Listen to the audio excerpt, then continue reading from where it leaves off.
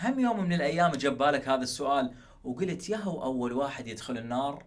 باعتبار احنا البشر نريد كل شيء نعرف، لأنه والمو نريد نعرفه. هذا هم من ضمن الأسئلة أخذه وياك. ياهو أول واحد يدخل النار؟ الإمام الباقر عليه السلام يقول أول واحد يدخل النار إبليس، ورجل عن يمينه ورجل عن يساره، لعنة الله على من ظلم الزهراء. اي والله لعنة الله على من ظلم الزهراء. اول واحد يدخل للنار ابليس، ورجل عن يمينه ورجل عن يساره، لعنة الله على من ظلم الزهراء.